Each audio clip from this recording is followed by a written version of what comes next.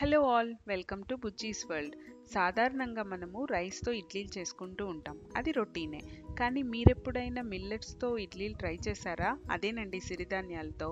చాలా చాలా సాఫ్ట్గా అచ్చం బియ్యం ఇడ్లీ లాగానే వస్తాయి మనకు, అండ్ ఫైబర్ రిచ్ ఫుడ్ కూడా. సో ఇది ఈరోజు ఎలా చేయాలో మనం తెలుసుకుందాం. దీనికోసం మనము ఏదైనా సిరిధాన్యాలు 6 రకాలు కదా, అందులో ఏదైనా తీసుకొని 2 కప్పుల సిరిధాన్యాల్ని వేయండి.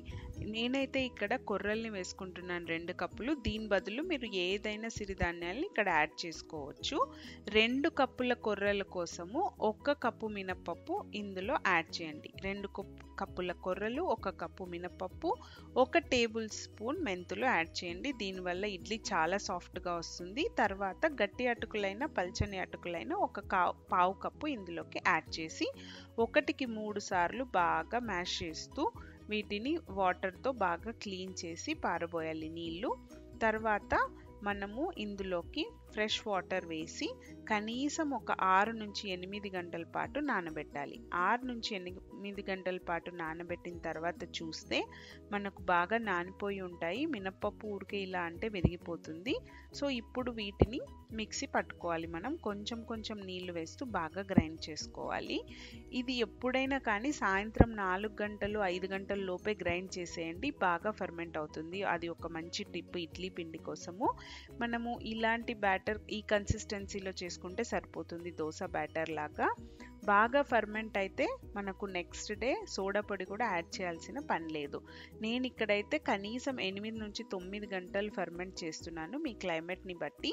ఇక్కడ చూస్తుంటే పిండి కూడా బాగా ఫర్మెంట్ అయిందండి. మనం వంట సోడా కూడా యాడ్ చేయాల్సిన పని లేదు. సో ముందు రోజు రాత్రి కాకుండా సాయంత్రం లోపే మనము గ్రైండ్ చేసుకుంటే ఇడ్లీ చాలా చాలా బాగా వస్తుంది. ఇది చాలా మంచి టిప్. దాని తర్వాత ఈ పిండిలోకి సాల్ట్ యాడ్ చేసి మనం ఇడ్లీ పాత్రలో నెయ్యి పూసుకొని బాగా ఇందులోకి ఇడ్లీలు వేసుకోండి. ఇడ్లీ పిండి ఇందులో వేసుకొని ఒక 5 నుంచి 6 నిమిషాలు ఇడ్లీని బాగా ఉడకనివ్వాలి స్టీమ్లోన.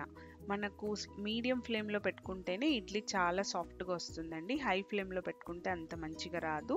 మీరు తెరిచి చూస్తే మీరు చూడొచ్చు, చాలా చాలా సాఫ్ట్గా వస్తాయి, అచ్చం బియ్యం ఇడ్లీ లాగానే. నేను ఇలా ప్రెస్ చేస్తుంటే కూడా అది నార్మల్ షేప్కి రీటైన్ అయిపోతుంది. అండ్ విరిచి చూస్తే కూడా రవ్వలు రవ్వలుగా చాలా చాలా సాఫ్ట్గా వస్తుంది. పిల్లల నుంచి ముసలి వాళ్ళ వరకు ఎవరైనా ఈ మిల్లెట్ ఇడ్లీని తినచ్చు. ఇది డయాబెటిక్ ఫ్రెండ్లీ కూడా, షుగర్ ఉండే వాళ్ళు కూడా ఇది తినచ్చు.